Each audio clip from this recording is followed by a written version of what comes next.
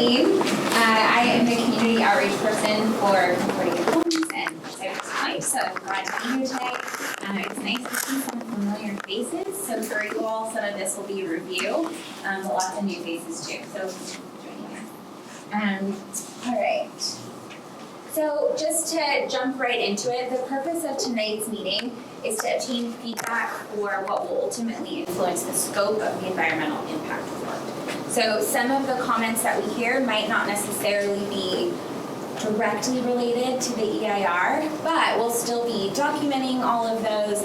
Members of our team are here so we can answer questions that might not be scoping related, but that still are important and valid that we need to answer. We have a lot of time at the very end for Q&A. Jeb Hall and Don Underwood are here. They're from Concordia, as is Kelly Nestor and Vanessa Curry. So our team is here. We can answer any questions. All right, so I'm going to give a quick project description. Vanessa is going to go through the environmental review process just so everyone understands what that process looks like and what kind of comments we're here to understand today. And then Kelly will facilitate the public comment portion, and then we'll finish it up with Q&A, like I mentioned. All right, so project overview. Again, if you participated in our virtual meeting a couple months ago, this will be a review, but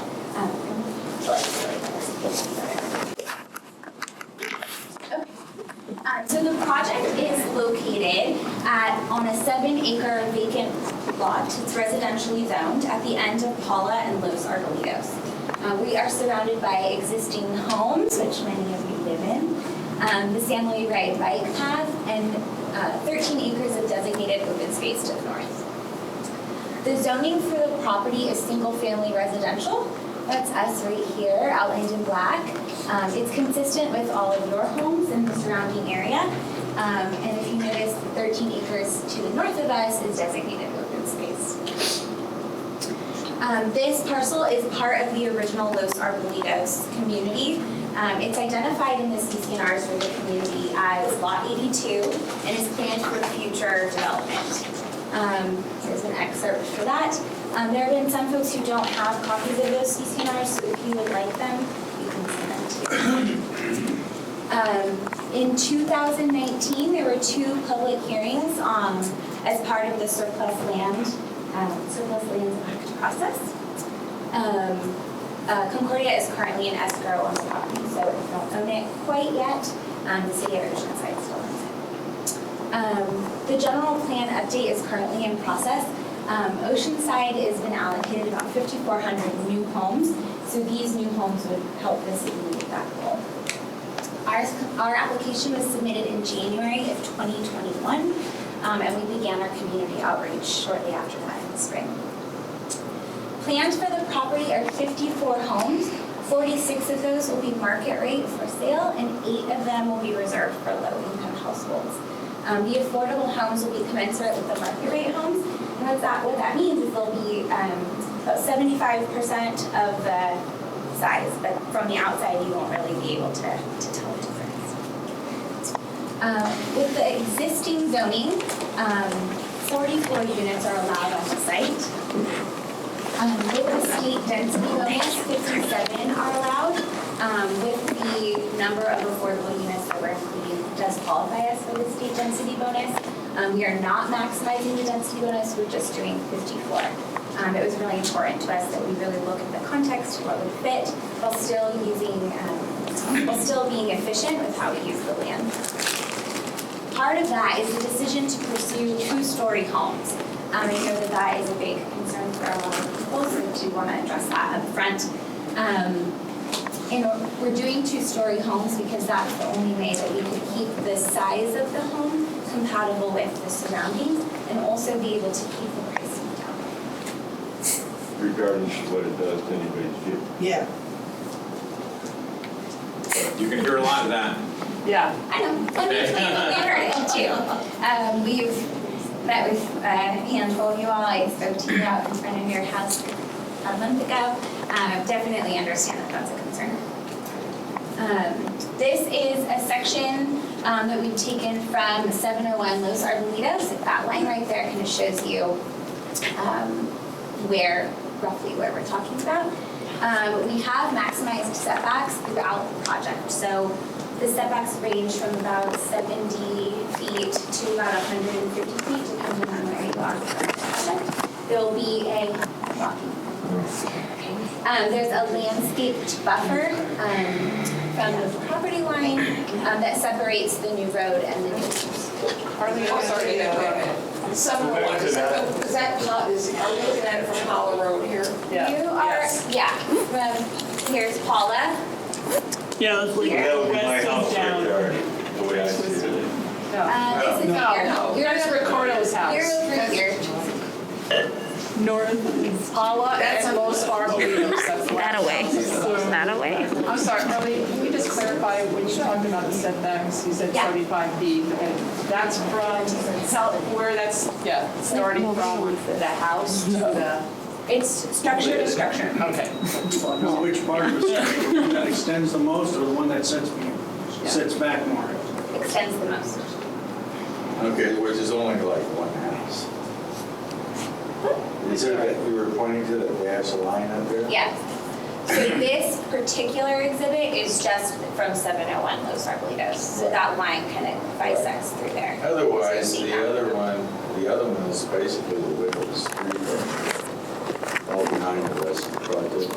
It's, I have the exact numbers in my phone that I can read that to you. Okay. We have incorporated several environmental considerations, so we'll walk you through those. Okay. So there are proposed habitat enhancements here. We are planting new sycamore trees in this green space behind the project. So why is it Sycamore Point? Sorry? What does enhancement mean? sycamore trees. Just what are the Light exact- planting of coastal sage scrub to buffer, future development from the river corridor. Do you have a species list? Do you have a system that you're basing that off of? Yeah, so the enhancement plan is something that the wildlife agencies will approve. It's not just like a little landscape thing that we come in and do and then walk away from. It's actually an approved plan that the wildlife agencies look at, approve. What wildlife agency? Is there a specific wildlife agency? What's that? Is there a specific wildlife agency? Yeah, Or are there? both the state wildlife agency as well as the federal wildlife agency. Wonderful. So do they want to grow coastal scrub in that sort of that triangle where you're going to put the cypress trees? The sycamore trees, brother? And Cypress. I missed the question. Okay, because that local scrub is burns pretty good when it gets going. Similar to those houses there. I've already had to change my insurance company because that field is a fire hazard. If you're adding more stuff back there, it's going to go for flames. I heard the lady earlier talk about weeds and stuff back there. I mean, if you're going to do some stuff back there, who's going to maintain this? Is it going to get irrigated? I mean, that's all open space. Technically, you should leave it as is. So I don't even know why anybody's messing with that. I discussed it with Arlene, to make sure that they were not fire ladders, those sycamore trees. Why don't we do this if you guys wouldn't mind? I mean, we're definitely here to answer questions, but Arlene will never get through Yeah. the. Of course. This is what we did on your Zoom call, by the way. Yeah. So. These generalities We are not doing it On the new map that you sent out, the city, it shows the mason wall going around the property. So if I'm going to look over my back fence, I'm going to see a mason wall. No, that's not your area. No. This Because it looks like it goes from Los Arbolitos all the way down to Pala. The 6-foot masonry wall that appears to be the black line? is right here. The 6-foot masonry wall is this red and black dashed wall. Oh. And that is to limit light pollution from going into the river area. Talking like. You're right, the one that came out that looks like there's a wall that goes all the way around the whole environmental area. Yeah. Yeah, but I think that's just the property line. Yeah. sure it is, yeah. The other thing that's important to note is there are no streetlights within the project, so making sure that we're especially mindful of our surroundings, not only the neighbors, Like you all, children. but the critters as well. Yeah, but isn't that just gonna bring more crime if there's no lights in the streets? I don't think so. With the Do you have homeless people children? right on the other side. Everywhere they've got lights in the city streets. Well, there will be landscape lighting. I mean, there will be like down landscape lighting. I'm sure they. But no But there lights. won't be big bright street lights. Oh, great. Homeless will have a new place to live. Okay. And additionally, the plant palette and irrigation have been designed to, with our surroundings in mind as well. So limiting invasive species and making sure So they're. these are HOA houses, right? Correct. Yes. All right. So another Walking through HOA? the mobility, the primary access to the project will be from Paula Road, extending down. We have, I mentioned the landscaped sidewalks and buffers throughout. This is just another section, and this is the view from Hunter Street, so that's the line that shows. Why would you put all the people walking right next to the houses? Yeah. Why wouldn't you put them on the sidewalk or in your roadways or in your, coming through your house? Because we don't want them behind our house. Why would they have to go within inches of my dog's backyard? And my swimming And pool. everyone else that has an animal that's gonna go crazy every time people go by there? Yeah. Why would you Yeah, encroach and on you us know- that close? She's heard. So, I have heard that. And one of the things that we've done in adding that landscaped buffer, and I do have a picture of it, we'll get to it in a second. But one of the reasons we added that is because we know there are paths that go through that property. Yeah, it's by the river, not by our houses. Well, they're open paths, not Sure, there are informal paths that kind of crisscross through. We know people are using it, and we thought that it would be a benefit. No, never. Nobody, we don't want anybody back there. So I think those are some of the comments that I think are really important that aren't necessarily CEQA in nature, Yeah, right. but that are very important for our design team to hear so that we can take them back, have a little powwow after this and figure out what we can do, you know? So noted. Did you write it down? Which brings us to here, the public trail. Again, we thought it was a benefit, if we were wrong, we will reevaluate that. Bad idea. With that comes the connection to the designated open space to the north. Another bad idea. Yeah. that's- But again, Yeah. if it's not seen as a benefit, then Yeah. again, that's important for us to know. Yeah, we're just inviting more people there to be behind our houses. Yeah. We probably already Yeah. got stuff from the city that we normally wrote about, you know. One or two things. Yeah. Sorry. The one thing that is new from our last meeting is that we updated the Aspen Street entrance, which is right here. Initially, that was going to be open. I met with a handful of neighbors who suggested that we gate that, and Concordia has agreed to do that. So that will be only pedestrian access from Aspen. So if there's The a city huge allows it. fire, how are they gonna get out of there? Emergency, it will be open for Well, won't that just emergency. open up parking on all these streets and all Circulitos so that everybody on this side can now park in front of our houses? Yeah, that's a good point. That just gives them a straight line to park on our streets. Yeah, there's so no that they can guest walk parking. to their houses. That's true. Just need to block it off completely. Muzzle yourself. Block it off. If the city allows it, the city might not allow Do it. that because of the fire. Yeah, you have to have two exits. Yeah. Otherwise, we won't be able to build. City might not here, even so allow they it. have to have two exits. It is, Victoria, to your comment, it is in our next I think middle, that so does we will. block it off and get rid of the houses. Okay. One question that had been asked was about hydrology and drainage. This new neighborhood gathering space right here is adjacent to a basin. We had been asked if these basins, they're green space, but they can also be used for passive recreation too. So there's these are the three drainage. So these are like the groundwater recharge areas? It's HOA, that all of us cannot go and enjoy that park. We have Well, talked is it now? about Not whether, after they put it, not after they pay for we it? have talked about whether or not, we have talked about whether a public use easement would be of value. I mean, there's two sides to every coin. If we opened it up to the public, yes, you all would be able to use it, sure, but then so would other members of the public. And so I think it's worth having that discussion. again, it's not CEQA related, but I would be happy to go through kind of the pros and cons about that and then take that back to our team. You get future pushback though. They're all HOA, so then if we started doing that, you get pushback from the new owners of the Well, house. the thing is now the whole public gets to use the land as it is, and that's the way we like it. Everybody can go out there and enjoy the peace and quiet. You put those houses there, then you just block the whole public from using the land. The houses are, It's, Yeah, the houses, Okay. the houses are going in. the houses are going in, that's not the issue. Okay. Well, could you answer that question? Why are the houses going in? yeah. Yes. I don't know why. Well, I mean, this is Richard said the same thing. The state has ordered that we have to build these fucking houses. Why? Oceanside doesn't. The state does not mandate, it's up to the city to decide if they want to accept those mandates from the state. The city has priority.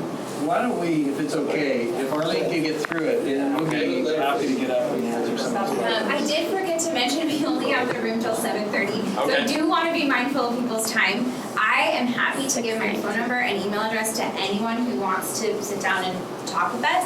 I bring cookies too, so you just let me know. I'm happy to go through any of this. Would you get cookies? I'll bring you cookies. I owe you guys cookies then. All right. This is sample landscaping of what that trail could look like. Again, if we don't see this as a community benefit, then that's a conversation we need to have. 749. 749. That is next to me. Next to me, south of me. Finally, we haven't, or I did want to share kind of how the CEQA process fits in with the overall city review process. So I mentioned that initial timeline before we had our virtual info meeting in April. The city is still reviewing our application. We did submit a second application, are getting ready for a third application. So each of these contains refinements and things like that. This next one will include our gate investment. The scoping period is what we're in right now. All of the comments that have been submitted so far have been relayed to our team, so we're keeping a full matrix of that. We will be taking additional scoping comments tonight, but if you've already made a comment, we have it, we've got it, so it's on the record. You don't have to make it again, unless you feel you really want to. Then after the scoping period closes, then we'll launch a full environmental review. So we might not have answers to all the questions that you're looking for tonight, but following the environmental review process, we will. You all will be able to review the draft EIR and make additional comments. So if you have questions or you need more clarity or there's something that we didn't quite nail your comment on, make it again, and then all of those comments will be responded to in the final EIR. The final EIR is ultimately what the city will approve at the end. Any guess what time frame you think that would hit? Yes. And Vanessa would like you There we go. City will approve or disapprove. or disapprove. Who does the study? Arlene, you said something earlier on the first slide about 2 public meetings in February and July of 2019. Yeah, I want to know about those. We were not notified of those meetings at all. Nobody was. Nobody was. We would have bought the land. Yeah. In 2019? No. Oh, no, No. you're talking about that last notice. This You're is talking about the outreach? Yeah. Last, 2 years ago, we never got any kind of notification. Some of the stuff Who was- was at this public hearing? Nobody. Some of it was in Williamsville. It was a public hearing for the city selling the land, not necessarily for a specific. Okay, so that's what I know we're public, that we didn't get notified. That was city. Talk to Peter Weiss. He was active No, great. at that time. Is it time for questions? All right. Yeah, this is public, so I was wondering why we were notified in the beginning that this was even in the works. Because they were hoping to slide it through without Yeah, they broke the ground. Well, they did that, didn't they? Yeah, They were successful. Same way they switched the property to begin with. Yeah. I'm Vanessa Curry. I'm from Dudak Environmental, the firm that is responsible for preparation of the EIR. I am going to go through, I know Marlene just kind of walked you through the process, but I just wanted to stay on this page and kind of hone in on the really important parts for public review and public scoping and public comment periods, because I think it's very important as we go into preparation of the EIR, where you can place your comments and how very specific they may need to be on your concerns in regards to CEQA, not necessarily just general project opposition, but more kind of honed in on actual CEQA topics. So as Arlene mentioned, we're in that scoping period, and as you continue to, we've gotten a handful of comments through email, through that Richard passes on, and then also written comments, both email and mail. So as you submit those comments and you continue to submit those comments, I just want to make sure that it's understood that it needs to be, if you want it to be addressed in the EIR, which covers environmental analysis of the project site, and we'll go over those topics. But instead of just writing, your general opposition to the project, maybe be specific about the certain items that you are concerned about. Just kind of an FYI there, because we want to make sure everyone's concerns are included as they, Well, the biggest concern is back in 2014, we had a meeting at Louise Foussat School, and the city then agreed that they could not develop it into parkland, they would leave it as open space. Yep. Right. Yeah, and I'm not the only one. We were all there. We were all in this meeting. Yeah. There was a special group that couldn't be touched. Yeah, we've got 3 endangered species that live on the land. I've seen them in my backyard, and I'm very concerned that they're going to wipe out these species living on that land. Right, so all of these comments, especially as they relate to biological resources, are important to specify, those bird species or different other species or plant species that you're concerned about, so that they can be addressed in the biological resources technical report, which will be prepared to aid the EIR, and then so that the EIR biological resources chapter itself can cover these topics that you have concerns about. And who does that investigation? You guys do? DUDAC is not responsible for preparation of the biological technical report. A third party is completing that, which will also be available as an appendix to the EIR at the time the draft EIR is released. DUDAC is preparing the EIR itself, but will rely on such reports to create a comprehensive document. So you don't even care that the city went back on their word, you're not even concerned with that. So this EIR is analyzing just the project itself, just the Cypress Point project and how the project will impact the existing environment. We will likely look at, other environmental considerations, which may include, going back in history of previous documents on the site and whatnot, but, Well, 4 other companies were thinking about developing this at one time or another, and they abandoned the project, so due to concerns. And I think that you should probably get a hold of them and ask them why they abandoned their, there must be a reason for it, that the land just isn't viable. Well, isn't it it's also part of the River Walk Trail, open space that goes from the beach to the 15. It shows on the master plan. It doesn't show houses there. It shows it part of the River Walk, the San Luis River Walk. So I don't even know. All the maps I've looked at, from Sandag to Caltrans to the master plan from Oceanside, all show that as open space. It does not show houses. So I don't know where this map is coming from. It must be old, showing houses. These are updated maps by Caltrans and Sandag and the city of Oceanside, all showing it as open space. Are you asking about the zoning? Huh? Are you asking about the zoning map? All of the zoning maps from every place I've looked. I've done research. They're all showing it as open space, not residential. Yeah, that map that we showed is from the city of Oceanside's zoning. It must be an old one, because the master plan shows it as the Riverwalk, which is a new map. So Sanda and the city of Oceanside and County of San Diego, all maps, all agencies, those are all taken into consideration when preparing the EIR. All of those maps and associated land use areas are considered, and specifically the land use section of the EIR. So those will be covered. How are you guys appointed to do this? Are you on a list that the city approves you? Are you hired by the builders? I mean, how is Either or, it happens both ways. So firms such as Dudak can be on a short list for cities or counties, and they're chosen. So how about this project? This project is. Who's paying you? That's what I want to know. Concordia. Either way, the developer to pay. Yeah, but We're under contract with the city. You're approved by the city We're that approved by they the can city. use you. Yes, That's all. exactly. Are you basically asking, is she non-biased? Yeah. Yeah. I mean, She's that's biased. Right? Are you gonna steer toward the developer?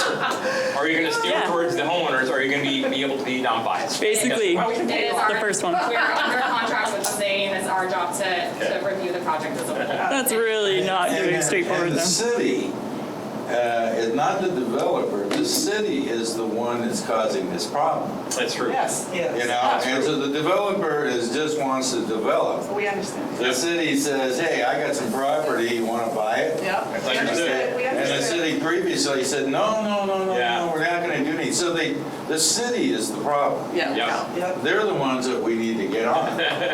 I have. I don't want to interrupt her. She won't answer you. I'm sorry, I'm still trying to, I just wanted to Okay, sorry. be mindful of time again, but I just have a couple more slides to get through. Okay.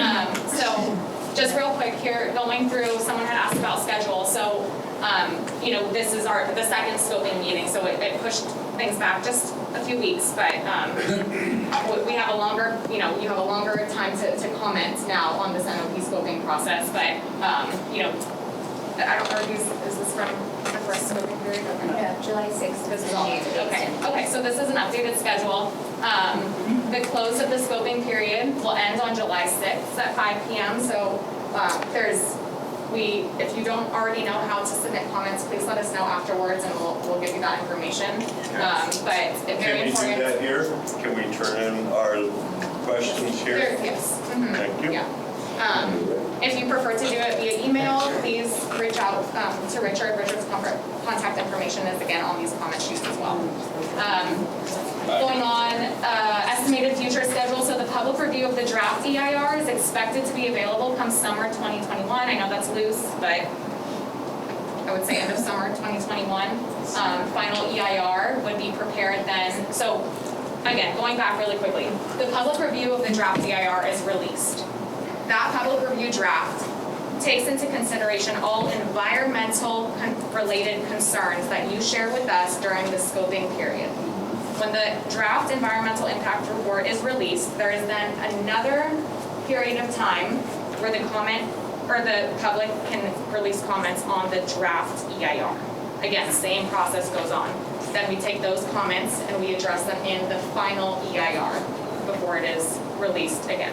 So just want to make sure you know that there's multiple And times.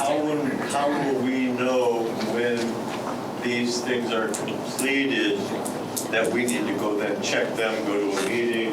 Or are you going to continue like when the draft ERA is done? Is there going to be another meeting at that point? Or do we have to try to find out what Friday they're whipping that through? So, Richard, correct me if I'm wrong, but when draft EIRs are released, it's put on the city's website. There's a notification usually in the mail, not directly to your home, but in a newspaper. Yeah, we're not counting on mail. And so that's how notification. I cannot speak to at this time if there will be another meeting under the CEQA process. You aren't necessarily required to hold another meeting during the draft EIR process. But there are all meetings then at the time the final EIR comes around. There are meetings at that time. So how many things are involved in this environmental report? I mean, what things are not included and not considered part of it? Yeah, it's actually the very next slide. Okay. And then project hearings, which I was just talking about. So after the final EIR is released, project hearings, including city council hearing and board of supervisor hearing, will be estimated to be winter 2021, 2022. Again, this is a draft schedule. Time and holidays and whatnot can have an impact on this, but this is the schedule as of right now. And you guys are accountable to it, roughly. This is the estimate. There can be delays. What about Indians? I heard down at the Wave Park, they ran across another dead Indian, and it really slowed up the project a bit. Yeah, what if you guys... Are you guys gonna, what happens if you run into an Indian on that property? So we're actually under CEQA, AB 52 consultation. The city is required to consult with tribes that deem themselves, concerned with tribal cultural resources on the project site. So The Payam Kuichim Luzania. say that again. The Payam Kuichim Luzania. Yes, Ray Kwan and San Luis Ray, and there's a few of them that the city is actually in consultation with at this time. So we go through, a tribal cultural resources report will be prepared in addition to the city consultation, and that's how we find out, concerns of tribal cultural resources on site. Okay, so back to your question, sir. These are the topics that the EIR considers. So like I said, instead of general comments like, I hate this project, maybe be a little more specific about, if you have, again, cultural resources, if you have cultural resources or tribal cultural resource concerns, you can state that. If you have noise concerns, you can state that. These are all of the topics that are considered under CEQA, and that will be evaluated as part of the environmental impact report. So would parking be something under traffic and circulation? Correct, yes, and under, these are a little more specific actually than really the EIR chapters are, but so, floodplain and flooding would be under the hydrology section of the EIR. Schools and universities would be under the public services. Fire, police, schools are all under public services. So this is like a loose, or I guess a more detailed version of what the actual EIR chapters are titled. But you can get, and within the EIR up front in the intro section, each chapter will give a summary of what it covers in that chapter. Well, I know several of us have already, expressed our displeasure with the two-story units and the fact that the architecture that you're using doesn't even match the rest of the neighborhood. That's not her. And you're not even, it sounds to me like you're not even willing to budge an inch on it. And She's not the developer. And even on the east side, make them one-story houses. The ones that are gonna back up to the houses that are on the west side of Los Arbolitos, so it's not such a Yeah, and we did definitely take these comments, I think, from the first scoping meeting, definitely into consideration. Actually, the aesthetic chapter of the EIR, which is the first chapter of the EIR, covers such things, such as the aesthetics of the houses itself. Any more questions on these topics? Where does the master plan for the parks and recreation in Oceanside fit into this? Yeah, so under the so each EIR chapter has a section within the chapter called regulatory setting, and under the regulatory setting, we will talk about all plans, all regulations that are associated with that specific chapter and specific to the project. So in the land use area, the land use chapter, we would then talk about master plans specific to parks. It would be under recreation. The recreation chapter would talk about the master plan, the park master plan. Well, this master plan connects parks, and it refers to the San Luis Rey River Park project, which is, I understand there's a master plan that's been funded by the city that's going into effect. It goes through a bunch of things, and this master plan actually talks about where the population growth is going to be in Oceanside. Yes. Which has got 4 little beautiful dots right along Oceanside Boulevard, and one back up by North River Road, but none by us. So the master plan, it is a parks specific master plan. So, but, we follow the Sandag population growth is what we will use in our population and housing section. And that again talks, and also along with the city's needs for housing. So those are what we consider. So you'll evaluate the percentage of parks that we have per capita versus Correct. the rest of the city? Well, Because we have little fireside parks. That's it. parks. That's our park. Parks. We don't even have a restroom, we got a potty. Porta potty. Porta potty. It's a porta potty. Always have to run home. So do we submit this, our comments under any of these categories to you? To Richard. To Richard? You don't have to turn this day, but this is the address. I don't want to cut in on your time, but did you say we could ask questions about any of these topics now? I would, so you all have been saying comments verbally. I would very much appreciate it, because I can't document them right now, if you would put them in writing. That would be very much appreciated. There's sheets back there if you choose to do it in writing here, or if you choose to do it via email. They're all recorded. No, I did want to hear this one out loud, if you don't mind. Okay, yes. I live across the river on the other side, and I've lived there for 18 years now, and there's probably been about 4 or 5 fires. And the fire department can never figure out how to get to the other side. And they weave in and down, they go here, and the fire keeps getting bigger, they cross over here, and they could never figure out how to get there. And I was wondering if you're taking that into consideration. Very much so. So we have both a public services section, which covers fire service, and then also a wildfire chapter as well, which covers fire hazards. So under the public services section, we talk about fire service and fire access to the project site.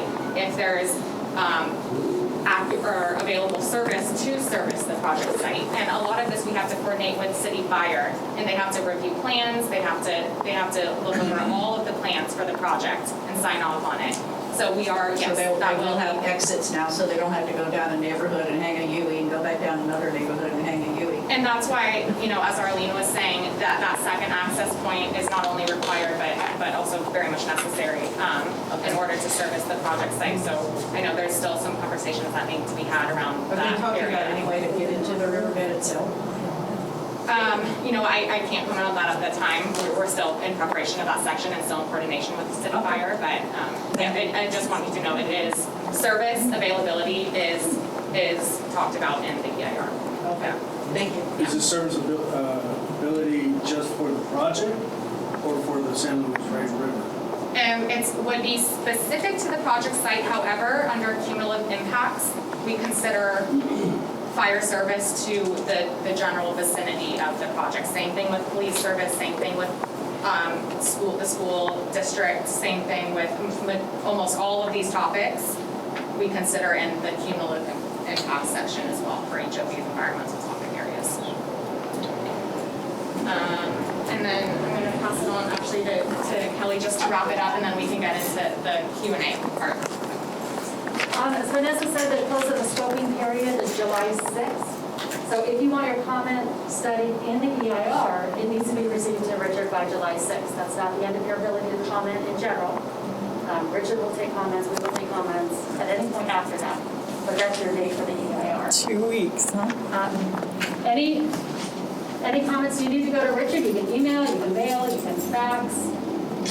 Anything he gets, he does send to Vanessa, he sends to us. My business cards are back here if anybody needs one. Has all my information and methods of transmitting it to. And sorry, real quick, I heard someone say 2 weeks in the background. We've extended the comment period for much longer actually than the original 30 days since this is the second scoping meeting. So nobody knew about the first one. Yeah, that's why the second one is the first one. Yeah, this is our first one. Officially. Well, I want to watch the time, so why don't we start with comments? If there is somebody new, maybe we can start with them, get some comments in, and then we can certainly, anybody else is welcome to comment or ask a question. Sure, I'm new. Yeah, great. Well, I don't know, in the neighborhood that we're on, it's like further up Pala, but it's actually like higher in elevation. And there have been some drainage issues, and this is a floodplain. We're in a floodplain here. And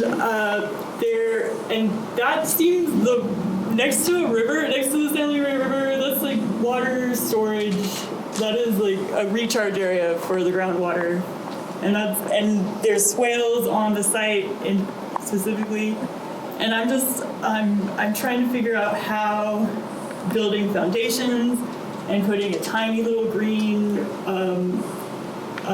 like recharge area in the middle of it is going to help when all those roofs and all that square footage is going to serve as a rain collection area, and everything's going to have to be diverted somewhere. Yeah, Paula and Los Arbolitos floods every year. Every year. Every rain. Go back to the site plan, and we can just quickly address that last comment, and maybe just move into Q&A.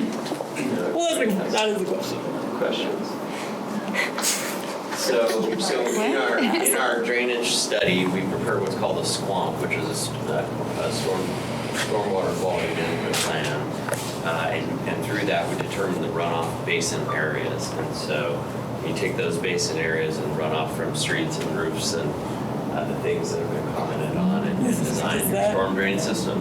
I mean, I'm not doing the math right now. I'm just like seeing the proportions. On our storm drain system design, there's 2 catch basins in Aspen Street that collect the drainage there. And there's 2 catch basins in Top Road, all directing that runoff into our internal system.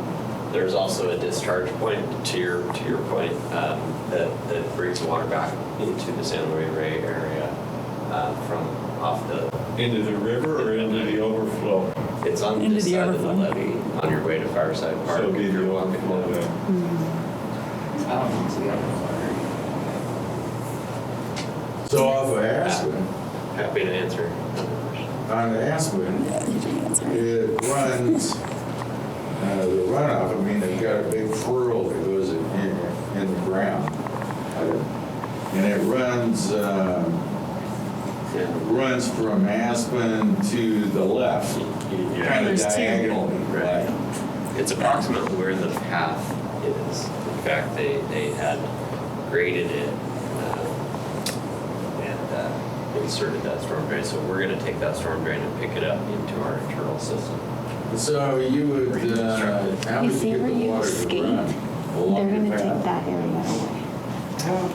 I mean, to get it out of that project, out into the field closer to the river berm.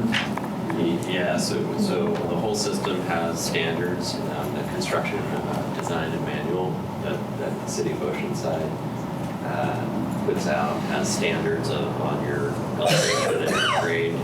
So that's a gravity system, and gravity's from the north to the south.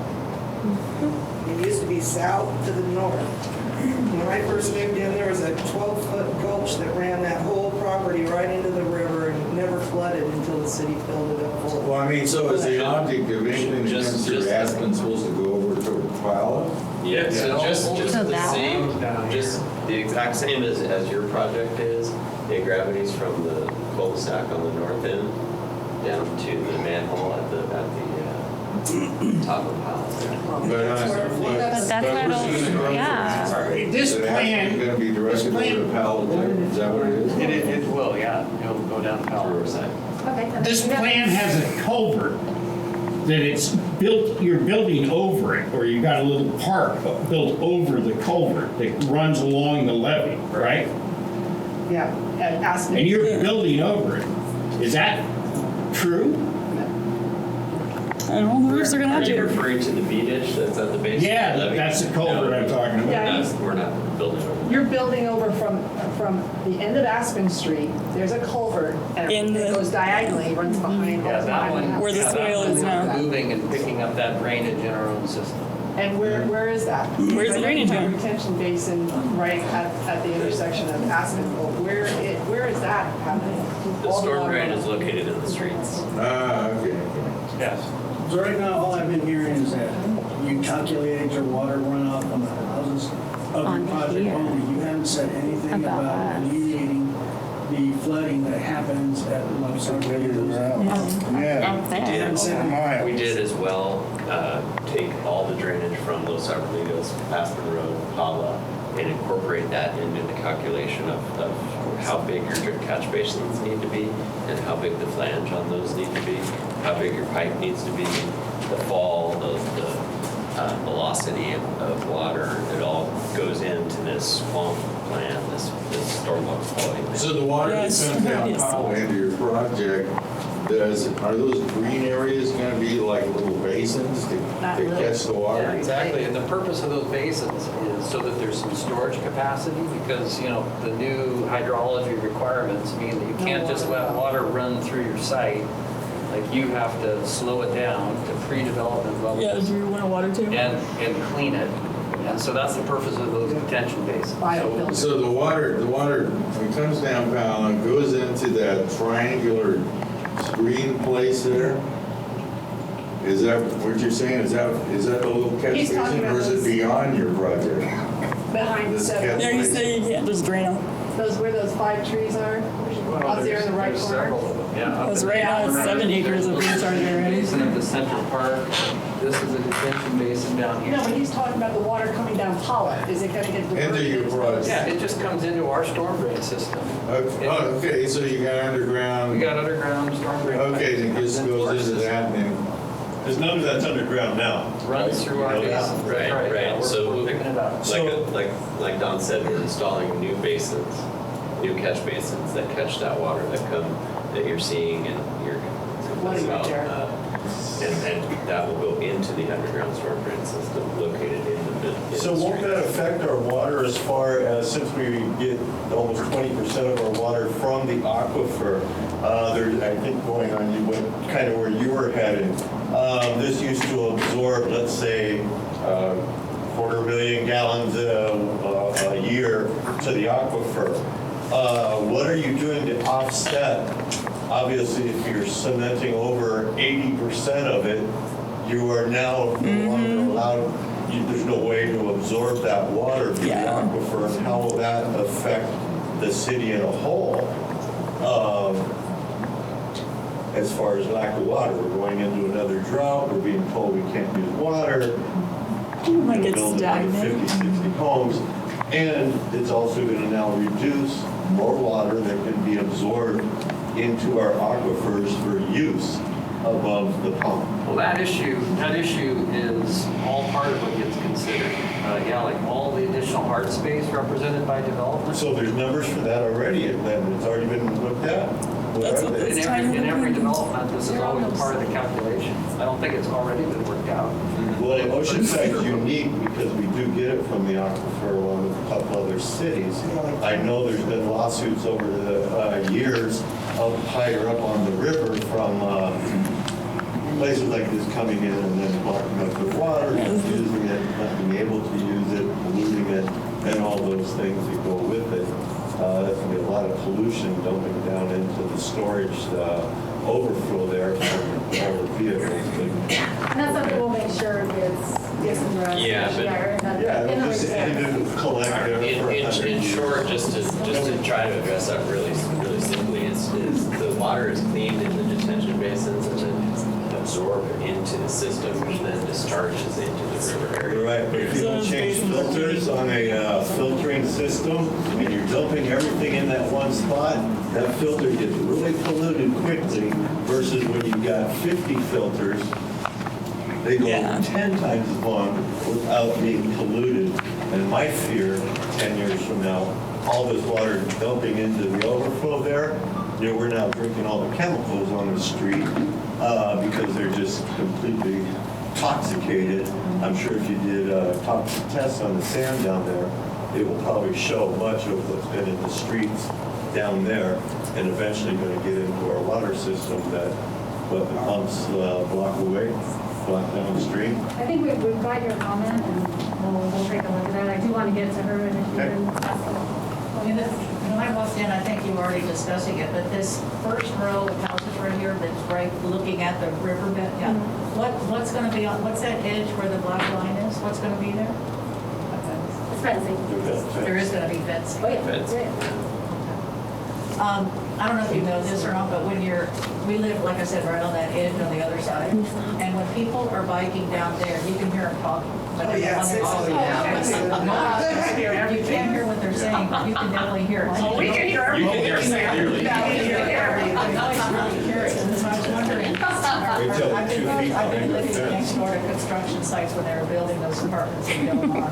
And every morning at 7 o'clock, it beep, beep, beep, beep. And, you know, is that what I'm gonna hear every morning at 7 o'clock? The city has some construction ordinances about noise, I don't know the top is, but 7 to 7. the project development, if it gets built, we'll have to follow those rules. You know how long you're anticipating this noise? If it's, Well, you know, a project like this probably gets built in phases. You know, if the market's really good like it is now, it'll go really quickly. And by really quickly, the whole project will be built out in a year. And by winter, if the market's slower, then it'll be built in smaller phases. With grading and everything else that you have to pack, when you say the whole project, it's not just this housing, isn't there gonna be more housing than just the? no, this is it. This is the project. This is 54 homes? It's 54. Okay, I thought there was gonna be like 800 homes. No, That's down at the end of Fireside, 300 to 500 homes. That's another. Towards Okay, yes. Are you working with the city to alleviate the traffic congestion at Paula and Los Arbolitos? Will be stop signs, will be yield signs? The bumps. they're located, that is part of the traffic study, to study the intersections as well as traffic. There's a lot of kids on that street, just to say. There's a lot of kids that play out there safely. Everybody knows everyone's kids. So there has to be something. And that's a good issue, if you can, so we can make sure that an issue like that, and maybe we don't know about it, or that it doesn't get captured, You can see that, you can see the ribbons, everything. And currently, just so you know, on Los Arbolitos and Pala, it's a four-way stop. Four-way stop. Right, but there's going to be a lot more traffic. Yeah, right. I'm sorry. Currently in our plan. You can add 10 minutes to your ride to work in the morning every morning. Get out. Wait till you try to come home. Yeah, okay. What Traffic about lights. Fireside? Fireside is so congested that. Yeah. Yeah. Going to be able, are you widening Fireside to accommodate all this extra traffic? if there's if there's a specific concern, let us know, and we'll make sure that that's looked at in the traffic report so they can see what needs to happen, if there's anything that needs to happen there. You have A specific concern of mine is, right now, our fence backs up, to the field. We're on Los Arbolitos privacy. Because to me, it looks like, they're gonna be up higher, and our fence line is, 6 feet? Yes. And I feel like everybody's gonna be able to see, right from back. Yeah. Yeah. Elevation, When we're- cross-section elevation shows people walking by and their heads are over our fence. The cars, they can see from their cars. Foundation is about over. 5.5 feet elevation gate. Yeah. So it's gonna be up high. Yeah. And we don't, that's one reason I think most of us complain about the DG path, that you're funneling this whole public behind the Yeah. fences. I mean, why are you funneling the public that way? Yeah, can't go It's behind open everything. space that's fenced off down there. Well, can I just, again, this came up as a big topic when the Yeah. conversation first started. We may be able to change some of these things based on your comments. I mean, our initial approach was thinking, we knew we'd heard complaints about not having park. Actually, our intent was to let you guys come in and use our park. Right. It's too We small. also, It's too small. There's a lot of kids, I'm telling you. we also, I mean, Boy, that's a nice trade-off. yeah. You got 7.5 acres. Thank you. Sorry, we got a Guinness World. you also have 13 acres of open space that's still there. Right. And so we know you guys are using what's now 20 acres, but there's also 13 acres of open space that's still there. Mostly, some of it's here and most of it's on the northwest side. It's just a weird access. Which is why we thought it was important to maintain access to it, so that we weren't cutting anybody off from. But it's posted, no trespassing. Right. Yeah. And we went through the city we had ride-alongs with the city council members, all that stuff, and they fenced it. Yeah. Because it was such a problem. So now what you're doing is you're funneling, you probably got some of the comments, you're funneling stuff into places that have been fenced off and it's posted no trespassing. So it doesn't make sense. If the conclusion is, again, one way we could have approached this development is kind of like a little gated community. Right. Everybody stays out. Perfect. We actually thought nobody liked that. So again, there may be some, why we can't just say, oh yeah, we're in, let's do it. There may be some considerations we're not aware of, but I can tell you that our initial thought was, first of all, to create as much distance. That's why when you're asking why is this up against the back of our homes, our initial thought was to pull our homes as far away from your homes as possible, so that our second stories aren't looking down into your backyard. Well, you have But they easement there still too, are. and there's infrastructure you can't be building on, right? Yeah, no, that's right. I can tell you some of our engineers' initial plans have that easement in backyards so that there's homes backing up. And again, we were trying to create as much separation between those homes and ours as we could. And again, if like the conclusion of the neighborhood, is we don't want that trail, that's something we can certainly work towards, because the trail's not there for our benefit. Right. It's not like we're loving the trail. Right. We were thinking you guys would love the trail. No, that's for the people that don't even live in the area. Yeah, so again, we have to get to the bottom of, are there some other issues, it's related to cutting that off, but honestly, if it's something we can't cut off, we're wide open. And any idea what you replace that with? It'd probably just be landscape. Yeah, perfect. Let's go, somebody over here. Okay, I appreciate that. What is the average lot size along Arbolito's at this time? The existing lots of homes that are on it? There's 6,000 feet. Yeah, about 6,000 feet. Okay. The original- Are they single story or two story? Single. Single story. Wouldn't you then agree that what you're planning is atypical for the area and really is out of place? And that these lots that you're designing, aren't they about half the size and 2 stories? And you're trying to put this type of project next to people that have been living there for years, having single stories and 6,000 to 7,000 square feet.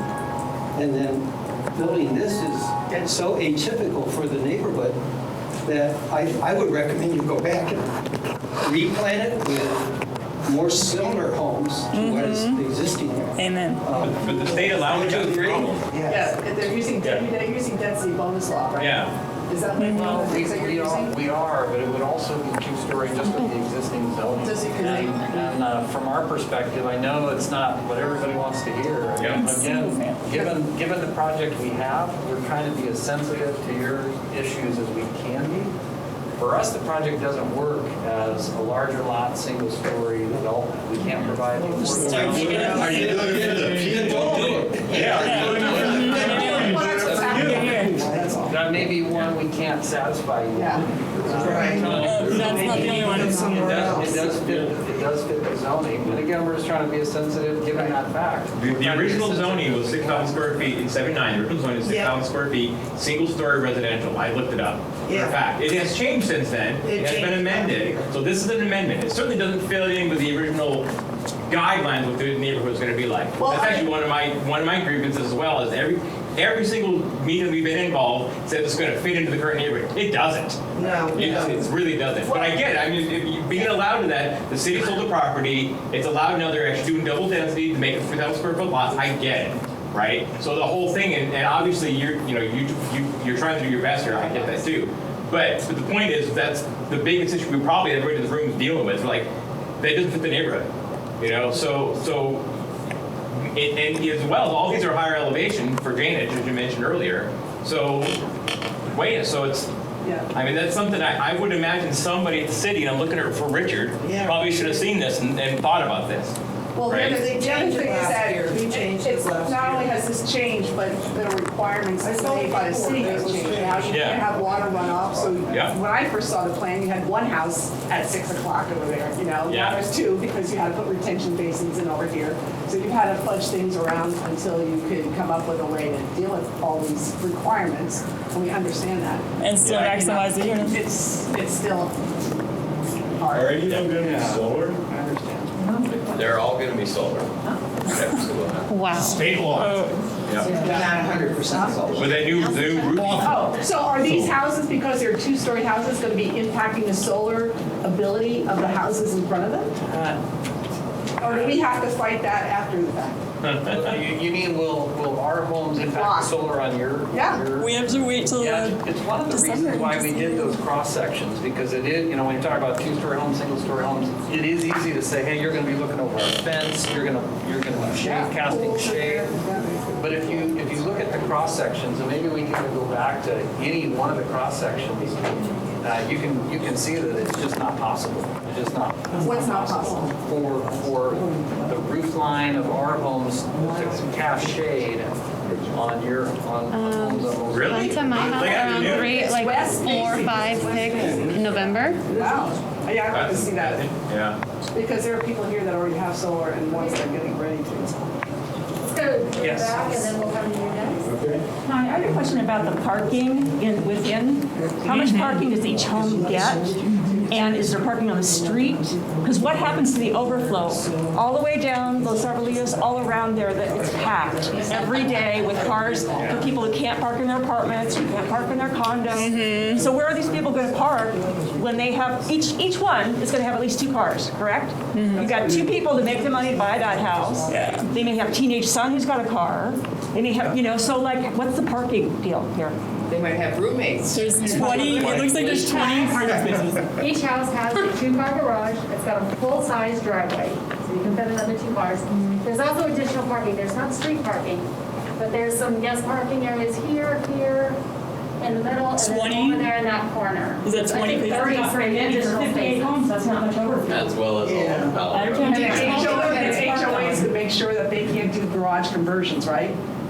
Because then they won't have garages. Yeah. Yeah. A lot And of they'll rent people it put out. storage. But the state says they can, so they can. Well, it depends on if the HOA is in their CCNRs, they won't.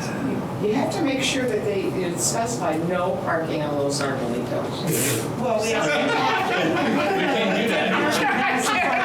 You might as well ask for the rule, right? Actually, it'll be like LA, they'll just start charging people to start parking on the Okay, let's streets. go to- So they make money. Okay, my question is the same. So I'm looking at the parking there. I already know on Los Arbolitos, I'm very familiar with how many cars each house has. Even though they're bigger lots, but there's still 2-car garages. And I would bet you, on average, there's at least 3 cars per house. 6. In some cases Sorry, there Peggy. is. In some cases there is. In our Sorry, case, there's Peggy. only 2, and we're in the garage. But some houses have 5 or 6 cars. It's just how many people are in their house and how many drive. But I'm just saying, conservatively, it's got to be 3 cars per house. And that means you have to have enough planned parking for the 3rd person on every house.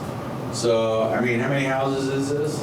54, so you would need 54 additional spaces planned for. And besides, spaces for if they want their friends to come over. So can they park on the streets? No. So there's no parking on the streets? Well, we're going to create parking on Powell Road, the extension of Powell Road. Now, we won't control that. That's a public, that's a city street.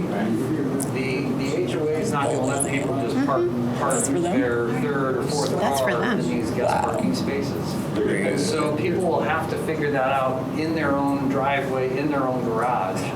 And, They can, but they won't. They'll park in front of our house in our street and Los Arbolitos. Yeah, so the question- You get a fire truck down Los Arbolitos, now when it's all jammed. So they can't park in their garages. The CCNRs on this project are going to say, yes, you can park on your driveway. Not like some projects that have been like this, they're more like gated ones, so where you could not have a car on the street or on your driveway. Towed. Or the garage can only be open when you're going in the garage and when you're coming out. And so otherwise, it looks like a big dead zone in this project, So if this CCNR is set up like that, then everybody's got to make sure that they're not using their garage. They're only using their garage for parking and not storage. And they have enough parking for a 3rd member of the family to park in their project. There's other communities. That wouldn't be a bad idea. I mean, if you were going to think about doing something else with this little trail, you somehow using that land for more parking space. Well, one thing that could potentially, again, I don't want to get ahead of myself, but I'm just thinking, if we end up restricting pedestrian access on Aspen, I think that would probably alleviate a lot of your concern about people parking on those Arboledas. Well, yeah, because they wouldn't have access. And it would be one of the easiest ways to kind of eliminate that. It would. They wouldn't be able to get through to us, but we wouldn't be able to get through either. That's okay too. That's fine. You can get through off of Powell. You can get out, well, everybody that's used to going through now would not be able to do it. I'm fine with that. That's a concession. Yeah, you can get through on Pollock. It's a trade-off, I get it. And then How's there's the a, fire department feel about it? Yeah. The fire department will probably get off up by Fredericks. They'll probably have to change that where it's currently blocked off. Yeah, and the Ponderosa. Yeah, and Ponderosa, yeah, Ponderosa. Yeah, the Ponderosa, you could put a, Ponderosa and Redwood, you could put a pedestrian access, and you could open that up too. Please don't. Yeah, with a gate. Let's not put anybody back there. I deal with too many motorcycles and dirt bikes and people set fires back there. So let's not. Let's What the fire department's going to be concerned about is having fire access through Aspen. So the street's not going to go away, but what would be there would be a gate. The fire department would have the ability to open it up. Would that be okay? That's okay, as long as We already know that's okay. So again, we know that works. Right, I mean, I'm agreeing with that idea. But it has to be a gate that the public can't just open up like they do now. Yeah, no, it's not a public gate. Yeah, it's a fire. I mean, that big thing that came through, a couple days ago? We heard. We heard about that, yeah. That's another thing, now that this property is kind of in limbo right now. And there was some guys with this, it's not a dune buggy, but it's some kind of new thing that they have. I guess hunters like to use it for some kind of I don't even know if it's four-wheel drive, but they snuck through the double gate, went out into the field. Guy called the cops. And the cops came, but they go, we can't go past the fence. Yeah. And I go, what?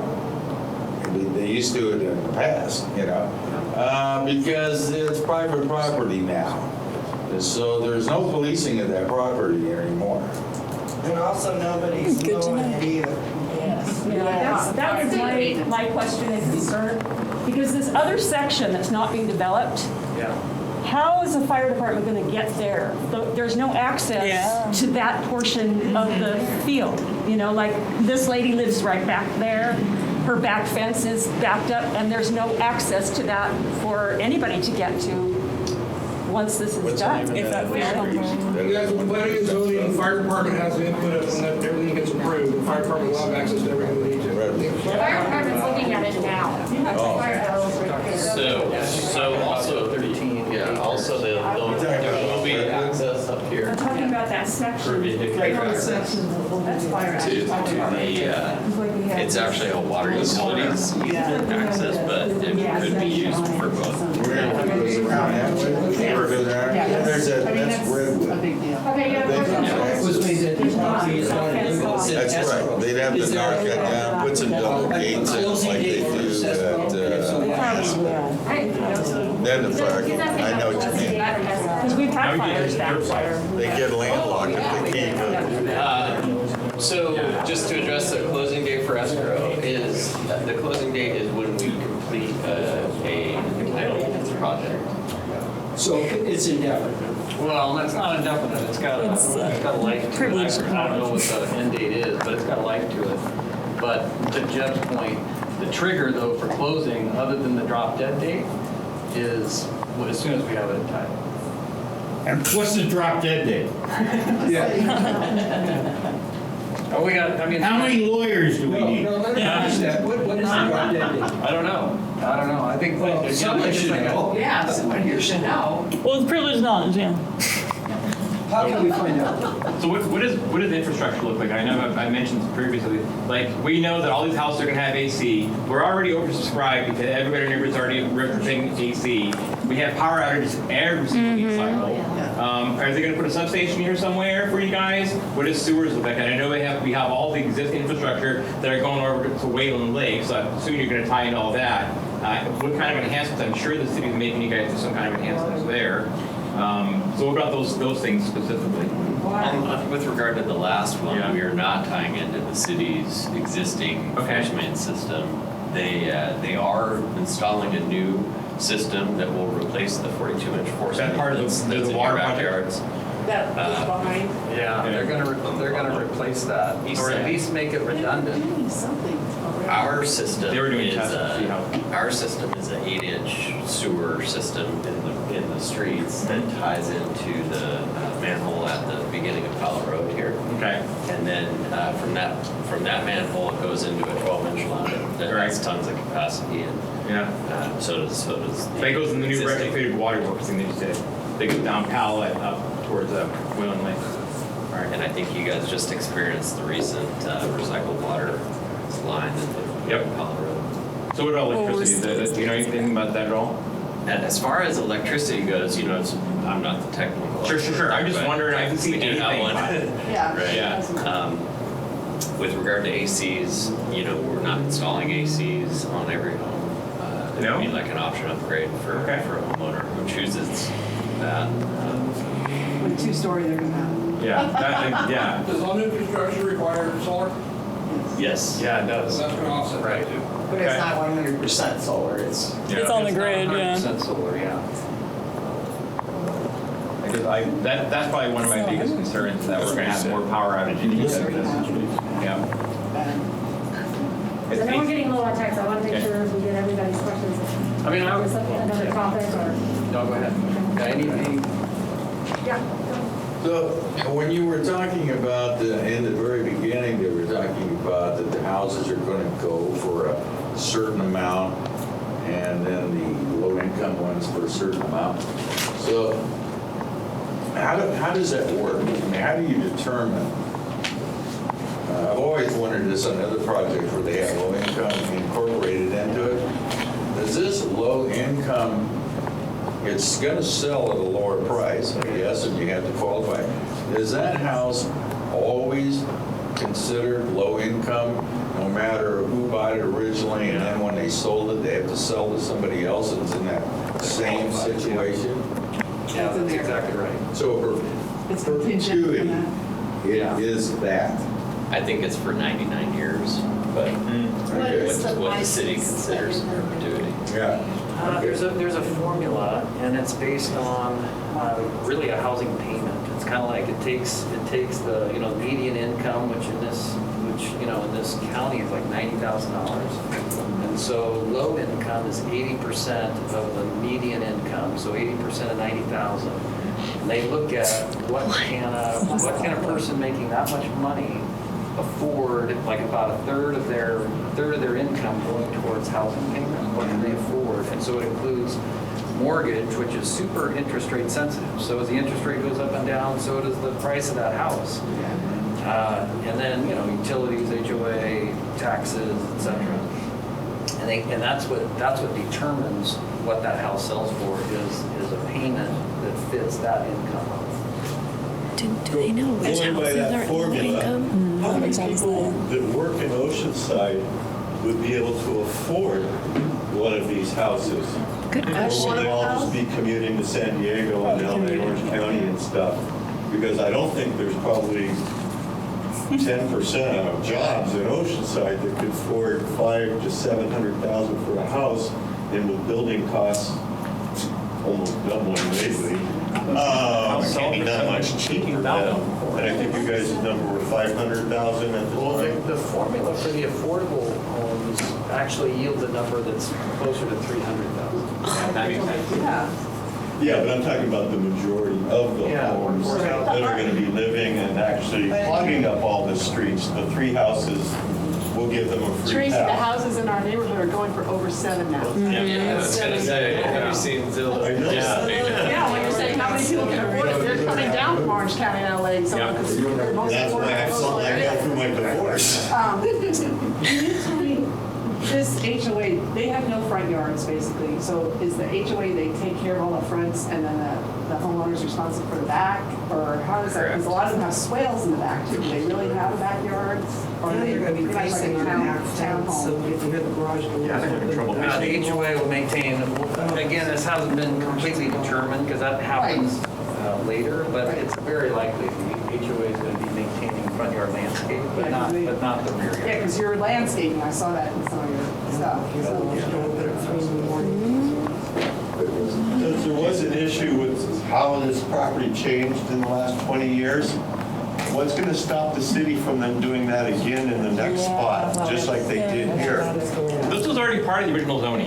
Yeah. This area is already part of that. Yeah, this property has not changed zoning in the last 20 years. Yeah, it did. I just saw a letter from the city that said It was 19.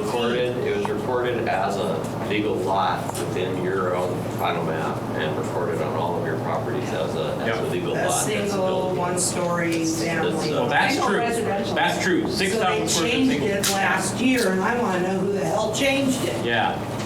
The two-story, or whatever. Before the Allen. Exactly that meeting that we were at, they said they would rezone it. Oh, I Do you have have a question? I'm sorry. Is there a possibility that other land is around the corner?